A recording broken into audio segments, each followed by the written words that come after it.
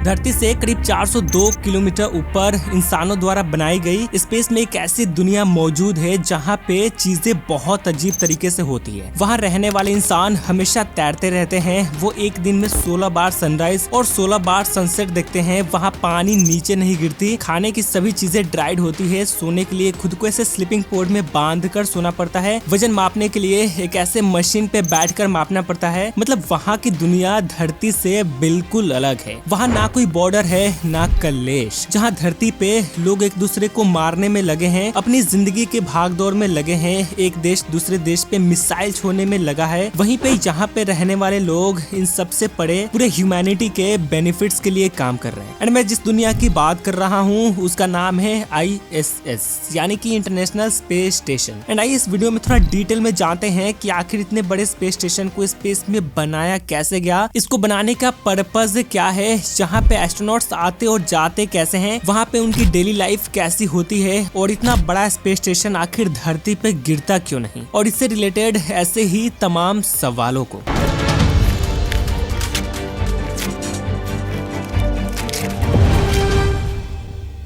देखो ये है आज का कंप्लीट इंटरनेशनल स्पेस स्टेशन, जिसका साइज एक फुटबॉल फील्ड के बराबर है। इसको 20 नवंबर 1998 को स्पेस में लॉन्च किया गया था और 2 नवंबर साल 2000 से वहां एस्ट्रोनॉट्स रहने लगे थे। इवन इस टाइम भी वहां एस्ट्रोनॉट्स अपना काम कर रहे होंगे। और इसको बनाने का कॉस्ट $100 बिलियन से भी ज्यादा पड़ा था। और इस हिसाब से इंसानों द्वारा बनाई गई ये दुनिया का मोस्ट एक्सपेंसिव ऑब्जेक्ट है। एंड ऑब्वियस सी बात है, अगर इतने सारे पैसे लगाकर इसको बनाया गया तो इसका कुछ खास पर्पस भी होगा। एंड यस, पर्पस है ह्यूमैनिटी को बचाना, इंसानियत को और ऊंचाई तक ले जाना। एक्चुअली यहाँ पे रहने वाले एस्ट्रोनॉट्स ऐसे रिसर्च परफॉर्म करते हैं जो अर्थ पे रहकर पॉसिबल नहीं है। जहाँ पे ऐसे टेक्नोलॉजी को भी टेस्ट किया जाता है जो फ्यूचर में मून या मार्स पे जाने के लिए जरूरी होंगी। एंड ऐसे बहुत सारे माइक्रो रिसर्च किए जाते हैं जिससे इंसानों की जिंदगी को बेहतर बनाया जाता है। तो आप इसे ओवरऑल ऐसे समझ सकते हो कि ISS एक तरह का इंटरनेशनल लैब है जो स्पेस में है, जहाँ दुनिया भर के देश साथ मिलकर काम करते हैं। बट इतने बड़े स्पेस स्टेशन को देखकर आपके दिमाग में ख्याल आ ही रहा होगा कि आखिर इसको स्पेस में डिप्लॉय कैसे किया गया, क्योंकि एक फुटबॉल साइज के ऑब्जेक्ट को ले जा सके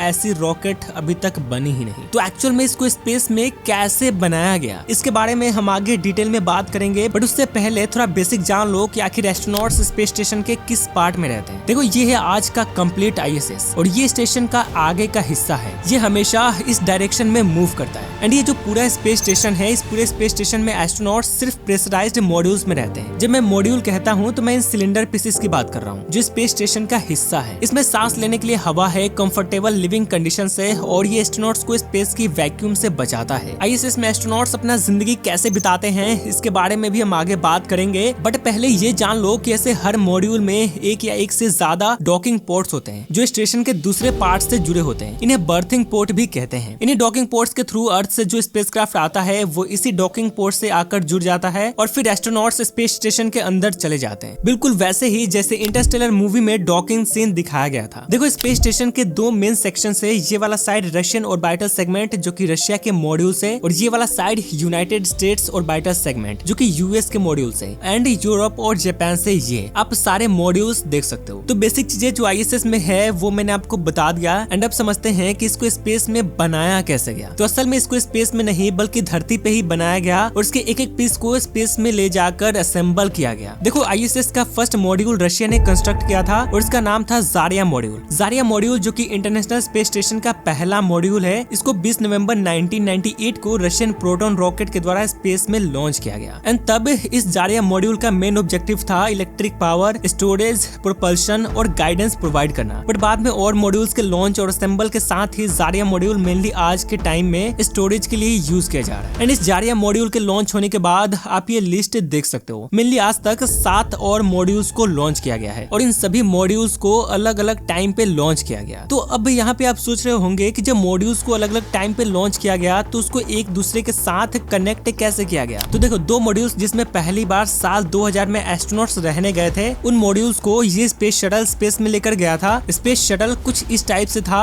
क्रू ज्यादातर समय यहाँ क्रू कंपार्टमेंट में बिताते हैं। यहाँ आप देख सकते हो ये पीछे है पेलोड बे। ये वही जगह है जहाँ स्पेस स्टेशन के मॉड्यूल्स को स्पेस में लेकर जाया जाता था। और यहाँ आगे है ऑर्बिटल डॉकिंग सिस्टम। ये वो जगह है जहाँ वो इंटरनेशनल स्पेस स्टेशन से डॉक कर सकते हैं, मतलब मॉड्यूल्स को कनेक्ट कर सकते हैं। एस्ट्रोनॉट्स यहाँ इस हैच से बाहर निकलकर स्पेस वॉक भी कर सकते हैं। और यहाँ साइड में है कैंडराम। ये एक रोबोटिक आर्म है, इसको कनाडा के स्पेस एजेंसी ने बनाया था। इसका काम है स्पेस में चीजों को मूव करने में हेल्प करना। इस रोबोटिक आर्म को स्पेस शटल के अंदर से इस वर्क स्टेशन पे कंट्रोल किया जा सकता है। तो रशिया के जारिया मॉड्यूल के लॉन्च होने के बाद अमेरिका ने भी अपने यूनिटी मॉड्यूल को कुछ इसी टेक्निक से ISS में रशिया के जारिया मॉड्यूल से कनेक्ट किया। और उसके बाद एस्ट्रोनॉट्स स्पेस स्टेशन के अंदर एंटर किए और कुछ जरूरी काम किए, जैसे केबल्स जोड़ना, एंटीनास लगाना। फिर ये काम करके वापस धरती पे आ गए। उस समय तक भी स्पेस स्टेशन पर कोई भी क्रू नहीं रहता था, क्योंकि स्टेशन अभी भी बहुत छोटा था। यूनिटी और जारिया कुछ महीने तक अकेले ही स्पेस में घूमते रहे। उसके बाद धीरे धीरे और मॉड्यूल्स ऐड होते गए, तो ये स्पेस स्टेशन बड़ा होता गया। और फाइनली 2 नवंबर साल 2000 को एक्सपेडिशन 1 मिशन के दौरान इंटरनेशनल स्पेस स्टेशन में पहली बार 3 लोग रहने गए। इनमें से 2 रशियन एस्ट्रोनॉट्स थे और एक अमेरिकन एस्ट्रोनॉट। ये तीनों एस्ट्रोनॉट्स सोयूज TM-31 स्पेसक्राफ्ट के जरिए ISS तक पहुंचे थे और वहां 136 डेज तक काम किए। फिर दूसरे गए तो ये वापस आ गए। वैसे ISS में रहने वाले एस्ट्रोनॉट्स 16 बार सनराइज और सनसेट देखते हैं, क्योंकि ये अप्रोक्स 28,000 किलोमीटर पर आवर की स्पीड से धरती का चक्कर लगाता है। यहाँ पे आप सोच रहे होंगे कि यार ये सब तो ठीक है, पर ये धरती के ग्रेविटी से बच कैसे जाता है, मींस नीचे क्यों नहीं गिरता? तो असल में ISS हमेशा नीचे गिरता रहता है, बट इसका साइडवे वेलोसिटी इतना ज्यादा है कि ये फॉल होने के बजाय कर्व होकर आगे निकल जाता है। और ये प्रोसेस हमेशा चलता रहता है। इसको मैं एक एग्जांपल से समझाता हूँ। देखो, आप एक रस्सी लो और उसमें एक बॉल बांध दो, एंड जब आप रस्सी को सिंपली स्टेबल रखोगे तो बॉल धरती पे गिरना चाहेगा, बट जैसे ही आप एक फिक्स स्पीड से रस्सी को घुमाओगे तो वो अर्थ के ग्रेविटेशनल फोर्स को कैंसिल कर ऐसे गोल गोल घूमता रहेगा, धरती पे नहीं गिरेगा। इसे सेंट्रीपिटल फोर्स कहते हैं। और ठीक इसी कॉन्सेप्ट से ISS भी अर्थ का चक्कर लगा रहा है, और यहाँ ISS और धरती के बीच रस्सी का काम ग्रेविटी कर रहा है। और चूंकि इस प्रोसेस में सेंट्रीपिटल फोर्स और ग्रेविटेशनल फोर्स एक दूसरे को कैंसिल कर देते हैं, इसलिए एस्ट्रोनॉट्स पे कोई बल काम नहीं करता, इसलिए वो ISS के अंदर तैरते रहते हैं। एंड इस चीज को माइक्रो ग्रेविटी कहते हैं। हालांकि समय के साथ ISS की ऑर्बिट डिग्रेड भी होती है, इसलिए समय समय पर थ्रस्टर्स का यूज कर ISS को हायर ऑर्बिट में पुश भी किया जाता है। जहाँ पे आप सोच रहे होंगे कि आखिर एस्ट्रोनॉट्स वहाँ पे सर्वाइव कैसे करते हैं, मतलब खाना पीना, ऑक्सीजन, वहाँ उनकी डेली लाइफ कैसी होती है। तो देखो, ISS में ऑक्सीजन के लिए environmental control and life support system यानी कि ECLSS होता है, जो कि ऑक्सीजन जनरेट करता है। ये सिस्टम इलेक्ट्रोलाइसिस प्रोसेस से पानी को हाइड्रोजन और ऑक्सीजन में स्प्लिट करता है। देन ऑक्सीजन को स्टेशन में सर्कुलेट किया जाता है और हाइड्रोजन को स्पेस में रिलीज कर दिया जाता है। रही बात खाने पीने की, तो एस्ट्रोनॉट्स के लिए खाना मोस्टली प्री पैकेज्ड और डिहाइड्रेटेड फॉर्म में होता है। खाना गर्म करने के लिए माइक्रोवेव्स और कन्वेक्शन ओवंस का भी यूज किया जाता है, जिससे वे लोग खाना गर्म करके खाते हैं। एंड माइक्रो ग्रेविटी में मसल्स और बोन्स वीक हो सकते हैं, इसलिए एस्ट्रोनॉट्स को रोजाना लगभग 2 घंटे एक्सरसाइज भी करनी होती है। एंड चूंकि एस्ट्रोनॉट्स हमेशा तैरते रहते हैं, इसलिए सोने के लिए उनको स्लीपिंग बैग्स में खुद को बांध कर सोना पड़ता है। उनका टॉयलेट सिस्टम भी डिफरेंट होता है, क्योंकि उसमें वैक्यूम लगा होता है ताकि वेस्ट को तुरंत सक कर ले। एंड कुछ इस तरह से एस्ट्रोनॉट्स अपना डेली लाइफ बिताते हैं। खैर, इस ISS का एक्सपायरी डेट यही साल यानी साल 2024 तक ही था, बट नासा ने इसको एक्सटेंड करके 2031 तक कर दिया है। एंड एक्सपायरी के बाद इसे धीरे धीरे लोअर ऑर्बिट में लाकर पैसिफिक ओशियन के एक रिमोट एरिया में क्रैश करा दिया जाएगा। एंड ऐसा नहीं है कि इसके बाद स्पेस में कोई स्पेस स्टेशन नहीं होगा। एक तो रहेगा ही चाइना का टियांगोंग स्पेस स्टेशन, जो चाइना का खुद का पर्सनल स्पेस स्टेशन है। इसका मतलब ISS के अलावा चाइना का स्पेस स्टेशन भी धरती का चक्कर लगा रहा है। एंड आने वाले टाइम में कई नए स्पेस स्टेशन के प्लान बनाए जा रहे हैं। नासा ने